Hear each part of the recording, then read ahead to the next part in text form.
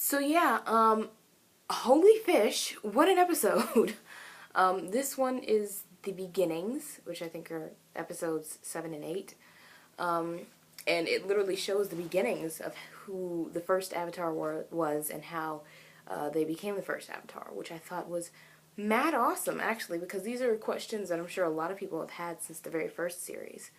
And it shows Juan doing an Aladdin-like routine. A lot of people have pointed out him stealing food, jumping off of rooftops, trying to outsmart these guys. Yeah, it's... I loved this episode, honestly. Just wow. Of course it wasn't animated beautifully. This episode took on a little bit of a quirky animation style when they went back, because Juan lived 10,000 years ago.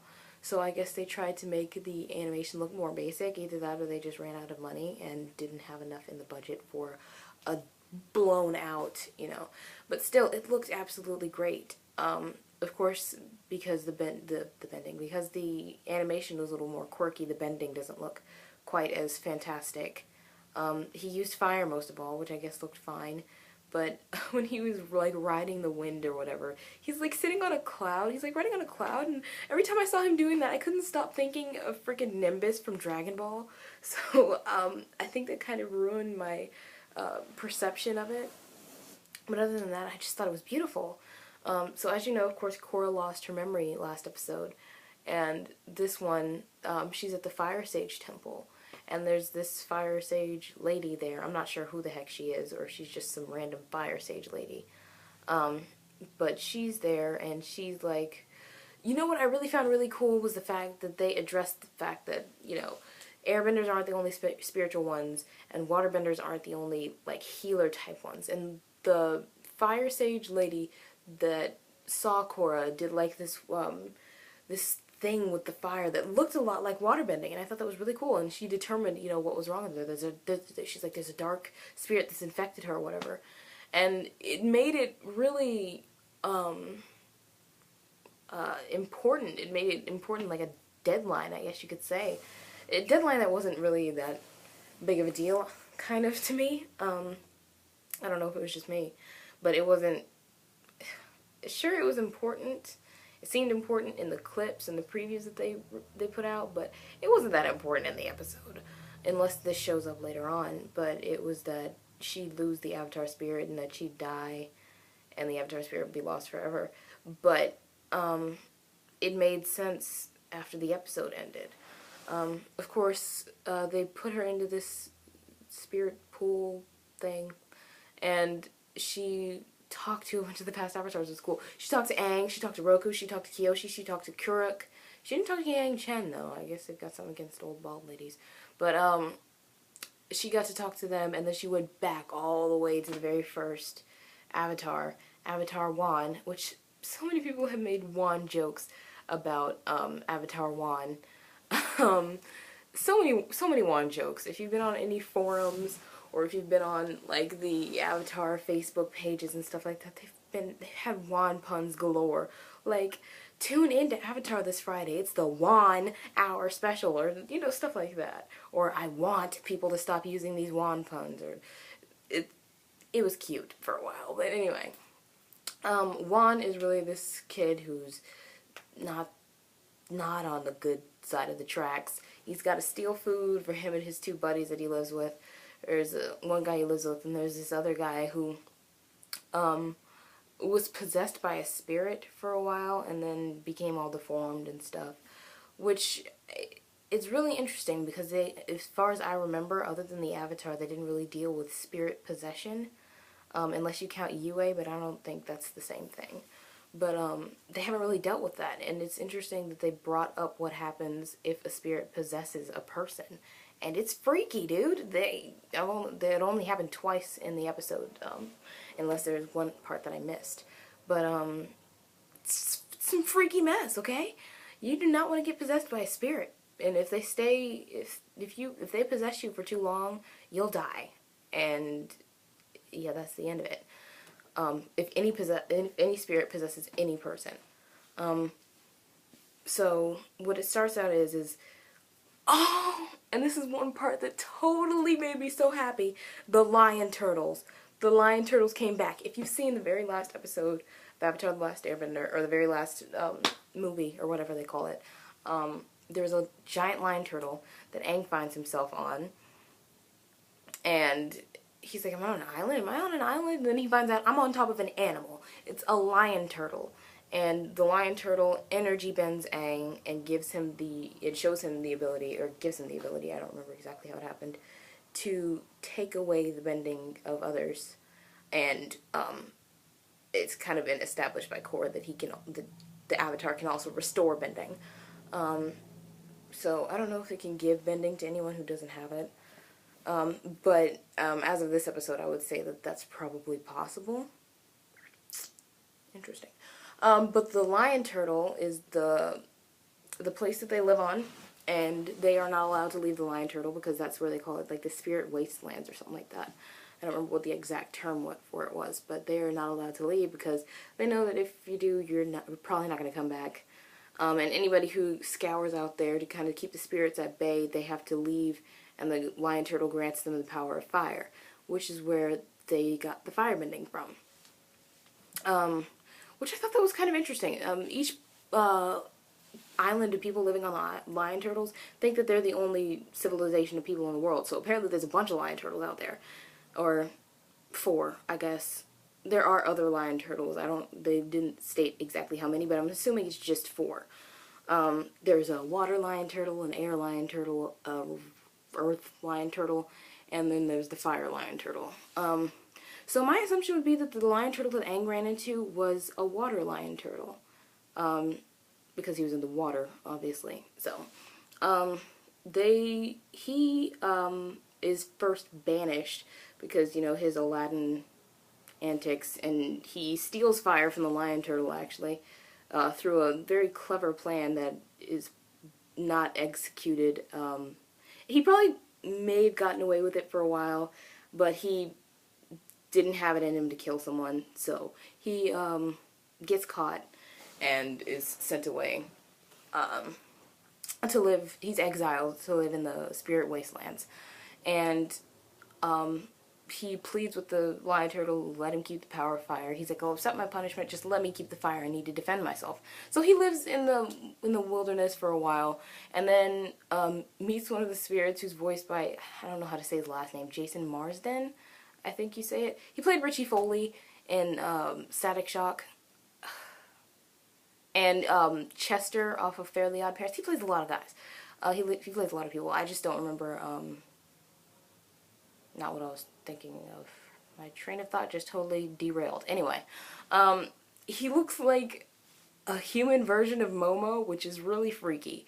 But this entire wasteland, I guess is what they call it, is inhabited by spirits, and the spirits attack the people as soon as they come out. The spirits basically don't like the people. They're like, oh, they're filthy humans or whatever, and they don't respect spirits, or blah, blah, blah, blah, blah. But Juan comes out, and then he saves this animal, and the spirit's just like, okay, you're not like other people, obviously. And so he allows him to stay there. And you also get to see a little bit of the spirit oasis. I'm like, oh my gosh. So wherever he was, that must have been where the future North Pole was. Because, as far as I know, there are no other spirit oasis in the world. Other than the one that was in the North Pole. And he rests in the spirit oasis. He's like, oh my gosh, I feel better. He's like, it's got healing properties or whatever. Like the water from the spirit oasis that Katara had to heal Aang. But yeah, I thought that was really cool that they kind of threw that thing in there on the fly, I guess. And eventually he gains the spirits, you know, trust. He lives with the spirits for years until he's into adulthood. And let me tell you something right now. Juan is very, very, very, very, very, very attractive. He's very, very attractive. Oh my goodness. I was sitting there like, yeah, I want that. And I'm just like, oh my gosh. I don't know if it's just, you know, the Walking Dead dude's voice, or if it's just the Juan-ness. He's an attractive character. That's all I have to say about that. And he, after he gains the trust of the spirits and whatnot, he's like, okay, I'm gonna go off and I need to go find these other lion turtle civilizations. He's like, are you sure you want to leave? And you know, all the spirits have totally accepted him. He's friends with everybody, but he decides he has to go. And so he decides to go off and find the other lion turtles. And as he's going off, he sees these two spirits fighting and basically almost destroying the forest. So he decides that he should break up the fighting. And there's a whitish blue spirit and a red spirit. Anybody on the outside would be able to tell. Yeah, red guy's bad. White chick, yeah, she's probably good. No, he just agrees with whatever the dude is saying. He's just like, she's been tormenting me for 1,000 years. Just tell her to let me go. Beat her up, do something, whatever. So he splits them up, and then Rava and Vatu. Vatu is the red spirit, the evil one, and Rava is the white one. And Rava's like, you filthy human, or whatever obscenity she yells at the, I mean, it's not real obscenities, but Avatar level obscenities, I guess you could say. She's yelling at him. He's like, this is all your fault. You're dumb. You're stupid, or whatever. Because spirits generally hate humans. Humans are scared of spirits, and that's just the way their relationship is. So Rava goes off to go fight, or at least find Vatu, and Juan is just like, let me help, and she's like, no, absolutely not. So he goes off, and he's like, he goes and finds some air nomads in the forest, and they've got weird early versions of the air nomad tattoos, and they're using airbending, which, like I said, the animation is very quirky, so it just looks like they're riding on Nimbus, little tiny clouds, and it's really weird to look at, but anyway, he goes there. Juan is very clever too. That seems to be kind of a thing with avatars. They are clever, with the exception of Korra. She's clever, just not very intuitive, or smart in situations. But they seem to be quite clever. I don't know if it's something that runs in the Avatar spirit, but and so he finds the air nomads, and they're like, tell us your story. But all of a sudden, all the spirits, because they seem to live in harmony with the spirits, because air nomads are just awesome like that. So they're living in harmony with the spirits on the lion turtle, on the lion turtle's back, and then all of a sudden the spirits start turning evil, and Juan's like, okay, this is bad. So he starts fighting off the spirits and protecting the citizens. I don't know what you call them, lion turtle inhabitants. I don't know, but he starts defending all of them, and then Rava comes in, and does she scare? I don't know what she does, but Vatu ends up leaving, and she's just like, this is not good, okay? And so Juan notes something that seemed, I mean, not necessarily seeming a bit obvious, but he notes that Vatu is increasing in power and getting bigger, and Rava is decreasing in power and getting smaller. And then Rava explains, I'm sorry, I'm getting confused with their names, but Rava explains that, you know, when darkness gets stronger, light diminishes. And so there are, of course, the dark and light binaries. So Juan's like, please let me help. And so he gets off the island, and I keep calling it an island. It's just a lion turtle. Let's just go with that. And he's just like, please give me the power of air. And then no human has ever held two of the elements at a time. And so he gives the power to Rava, and he says, until you learn how to properly control... I totally forgot to say something, but I'll go back to it. He's like, until you learn how to properly control, I guess, the fire element, but he already knew that. But until you figure it out, then Rava will hold it for you. So they go out, and one thing I wanted to go back to was something that made me flip out when I saw it. I was like, they did it, they did it, they did it, they did it. And it was the dragon dance. Oh my goodness. Book 3 of Avatar The Last Airbender, the Firebending Masters is the episode. And it's where Aang and Zuko go to this Fire Nation temple and they learn from the Dragon Masters. The Dragon Masters, I guess that's what you call them, from the Sun Warriors, and then they have the dragons that are in the cage, and then they come out, and then they do the dragon dance with the dragons, and they're like the and then the and it was like so cool. Yeah, that episode with the really pretty fire and all that other stuff and the dragons, they put the dragon in this episode, and Juan learned how to do the firebending techniques from the dragon. It was so flippin' cool, and it was really interesting because in the beginning they were just kind of throwing the fire at things to try and defend themselves, and then when they came back, and they're like, Juan, is that you? And so they're just like, it was crazy. They went back to the village and like, it was crazy. It was like he was using the fire as an extension of himself instead of just kind of throwing it around like they used to before. But it was really cool to kind of see how that became an art, because after that, because before he was just kind of slinging it around like everybody else was. After that, he started using it as an art, which was beautiful. I'm like, so that's how that stuff kind of came to be, and I thought that was really cool.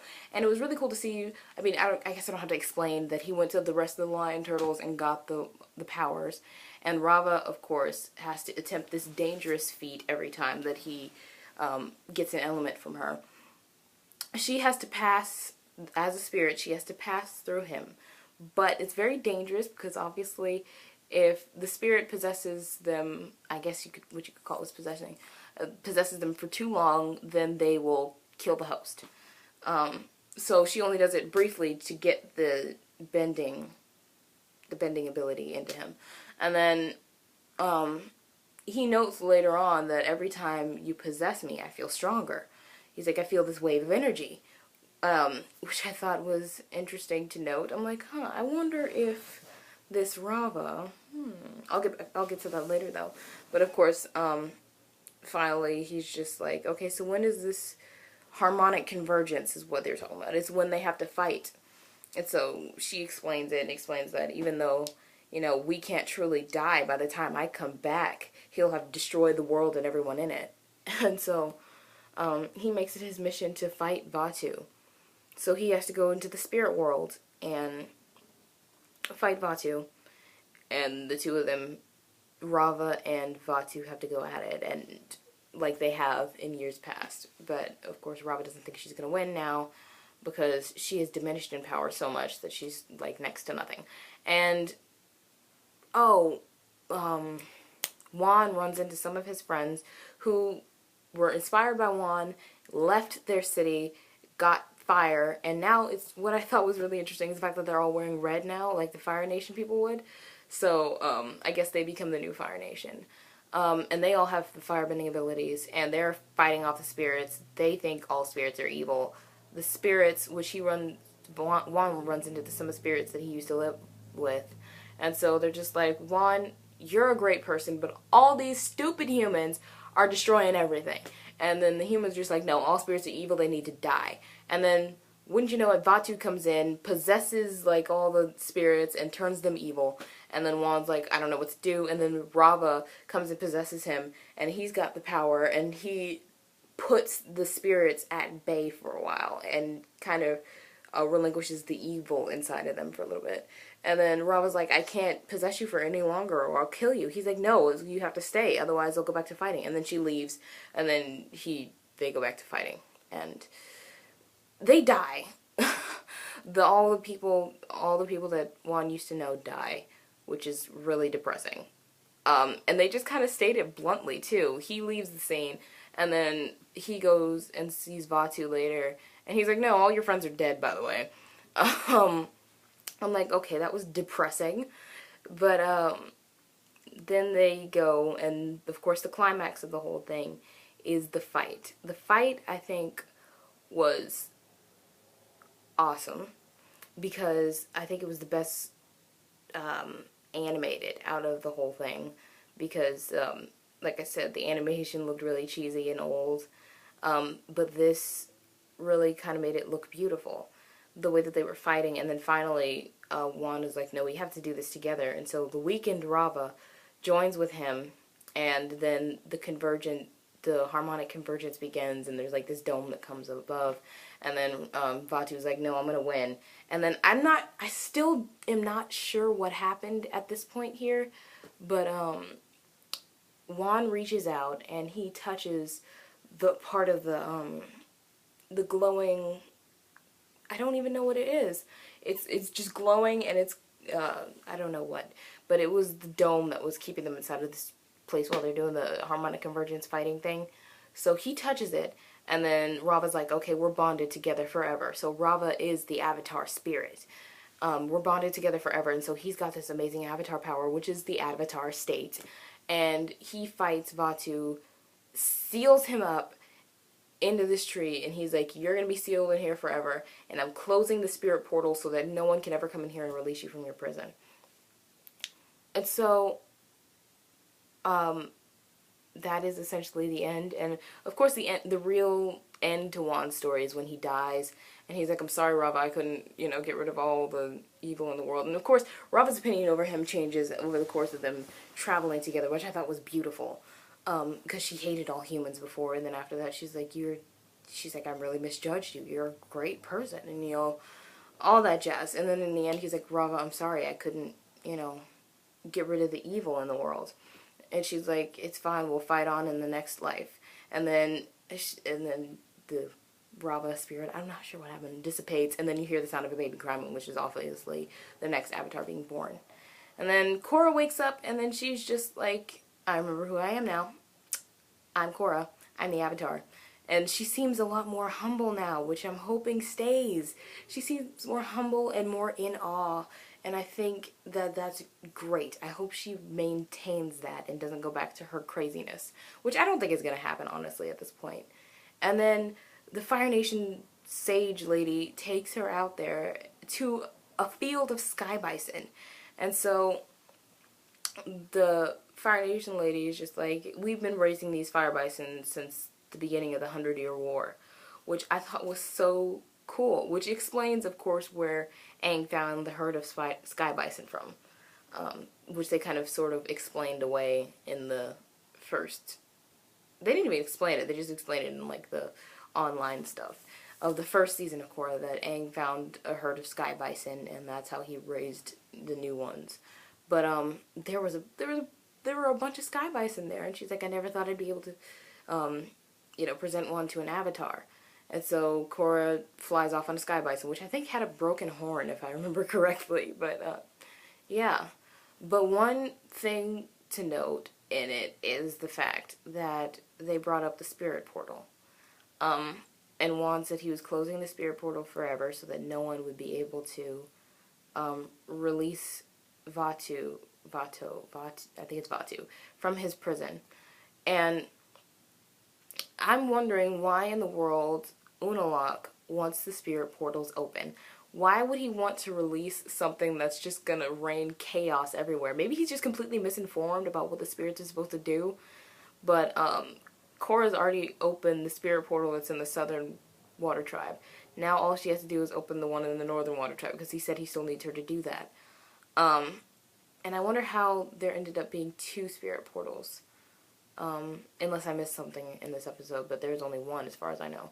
And he sent all the spirits back, and then he said that the spirit worlds and the human world don't need to mix. Except for when they do on the solstice, but I guess it's another story. But yeah, I really I want to know why Unalaq thinks it's a good idea to open the spirit portals and release this spirit, which makes absolutely no sense to me. All the dark spirits have been released. Not all the dark spirits, obviously, duh. But that's why dark spirits are coming out, is because of Vatu. And the spirit portal is now open, but it's, I don't know. Dark spirits were emerging before she opened the portal, which makes me think that either there's some sort of breach, or Unalaq has some control of the spirits and controlled them into destroying whatever. I don't know if that's possible at this point, but, you know, I